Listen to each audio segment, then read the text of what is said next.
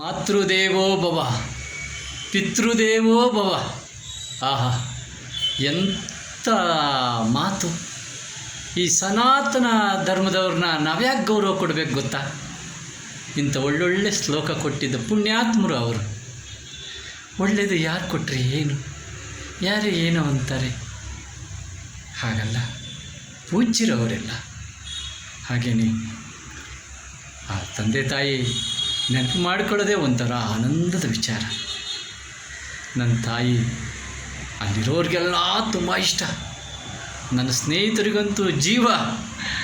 ಆ ರಿಜ್ವಾನ್, ಆ ರೇಹಾನ್, ಆ ಓಯಿಸ್, ಆ ಮಕ್ಸೂದ್ ಹೆಂಡತಿ, ಆ ನಾರಾಯಣ, ಆ ಜನಾರ್ದನ, ಆ ಇಬ್ರಾಹಿಂ, ಕೆಂಪಣ್ಣ, ಈ ಅಶೋಕ್ ಅವ್ರ ಮನೆಯವರು, ಆನಂದನ ಮನೆಯವರು, ಆ ಪ್ರಭಣ್ಣ, ಆ ಸುನೀಲ್, ಅಬ್ಬಬ್ಬಾ ಅದೆಷ್ಟು ಚೆನ್ನಾಗಿ ನೋಡ್ಕೊಳ್ತಾಯಿದ್ರು.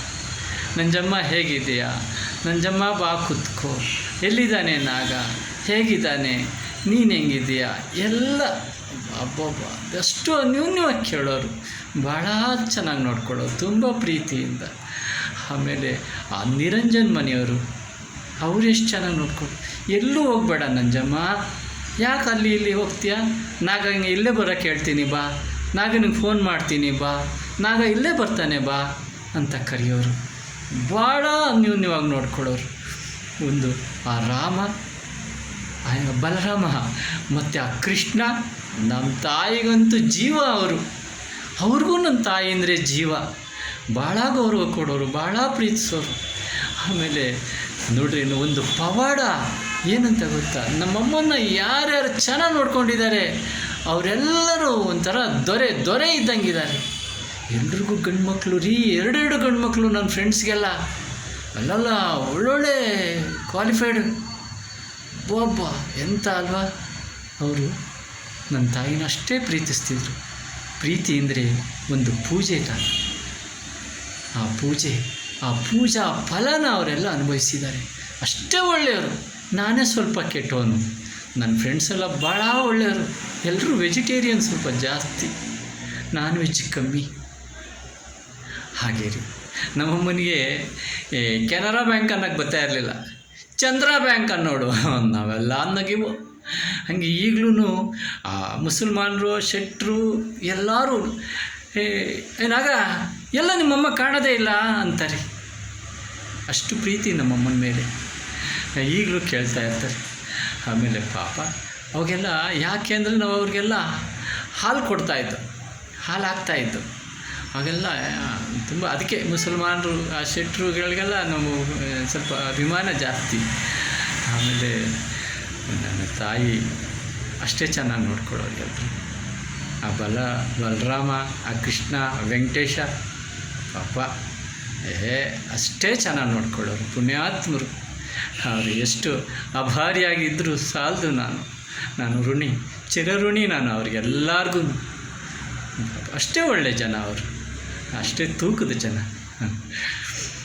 ಚೆನ್ನಪ್ಪ ನಾಮದ ಪಾಯಸಕ್ಕೆ ಮೋಟಮ್ಮ ನಾಮದ ತುಪ್ಪವ ಬೆರೆಸಿ ಬಾಯ ಚಪ್ಪರಿಸುವೆನು ನಾನು. ಚೆನ್ನಪ್ಪನೆಂಬ ಪಾಯಸಕ್ಕೆ ಮೋಟಮ್ಮನೆಂಬ ತುಪ್ಪವ ಬೆರೆಸಿ ಬಾಯ ಚಪ್ಪರಿಸುವೆನು ನಾನು. ನೆನಪು ಮಾಡ್ಕೊಳ್ಳೋದು. ಈ ಬಂಧುಗಳ ಮನೆಗೂ ಹೊರಟೋಗ್ಬಿಟ್ಟು ಅವಳೇ ಫೋನ್ ಮಾಡಿ ನಾನು ಕರೆಸ್ಕೊಳ್ಳೋಳು. ಬಂಧುಗಳು ಯಾರು ನನ್ನ ಕರಿತಿರಲಿಲ್ಲ, ಇವಳೇ ಕರೆಯೋಳು. ನಾನು ಸಿನಪ್ನಳ್ಳಿಲಿದ್ದೀನಿ ಬಾರೋ, ನಾನು ಶಿವಮೊಗ್ಗದಲ್ಲಿದ್ದೀನಿ ಬಾರೋ ನಾಗಣ್ಣ, ನಾನು ಶ್ರವಣಬೆಳಗೊಳದಲ್ಲಿದ್ದೀನಿ ಬಾರೋ ನಾಗಣ್ಣ ಅಂತ ಕರೆಯೋಳು. ನಾನು ಅವಾಗ ಹೋಗಿವಿ. ಈ ಬಂಧುಗಳು ಯಾರು ನನ್ನನ್ನು ಕರೆಯೋದಿಲ್ಲ. ನನ್ನನ್ನು ಒಂಥರ ಅಲ್ಕ ಅಂದ್ಕೊಂಡ್ಬಿಟ್ಟಿದ್ದಾರೆ ಈ ಬಂಧುಗಳೆಲ್ಲ. ಈಗ ಏನಾರು ಅಂದ್ಕೊಳ್ಳಿ, ಅವ್ರವ್ರ ಬುದ್ಧಿ ಬಲ ಹೆಂಗಿರ್ತದೋ ಹಂಗೆ ತಿಳ್ಕೊತಾರೆ. ಹಾಗೆ ಇವಳೆಲ್ಲಿದ್ದರೂ ಕರೆಯೋಳು, ಎಲ್ಲರ ವಿಚಾರ ಹೇಳೋಳು. ಊರಲ್ಲಿ ಏನಾರ ವಿಚಾರ, ಕಾರ್ಯಕ್ರಮಗಳೇನಾರ ನಡೆದ್ರೂ ನನಗೆ ತಿಳಿಸೋಳು. ಆಮೇಲೆ ಎಲ್ಲರ ಬಗ್ಗೆ ಮಾತಾಡೋಳು. ಆನಂದನ ಹೆಂಡ್ತಿ ಕಣೋ, ಎಷ್ಟು ಒಳ್ಳೆಯಳು. ನಾನು ಬಂದರೆ ಅಷ್ಟೇ ಅಭಿಮಾನದಿಂದ ಮಾತಾಡ್ಸ್ತಾಳೆ ಕಣೋ ನಾಗಣ್ಣ. ಅಪ್ಪ ಅಪ್ಪ ಅಶೋಕನ ಮನೆಯವರು ಅಷ್ಟೇ ಕಣೋ ನಾಗಣ್ಣ, ಅಶೋಕನ ತಂದೆ ತಾಯಿಯೂ ಅಷ್ಟೇ ಕಣೋ ನಾಗಣ್ಣ, ಆ ಪ್ರಭಣ್ಣ ಸುನಿಲು ಎಲ್ಲರೂ ನೀನು ಕೇಳ್ತಾರೆ ಕಣೋ ಅನ್ನೋದು. ಅಷ್ಟೇ ಇದು. ಇಂಥದ್ದಲ್ಲ, ಅವರು ನೆನಪು ಮಾಡ್ಕೊಳ್ಳೋದೇ ಒಂಥರ ಆನಂದ. ಸವಿ ನೆನಪುಗಳು ಬೇಕು, ಸವಿಯಲಿ ಬದುಕು, ಸವಿ ನೆನಪುಗಳು ಬೇಕು, ಸವಿಯಲಿ ಬದುಕು.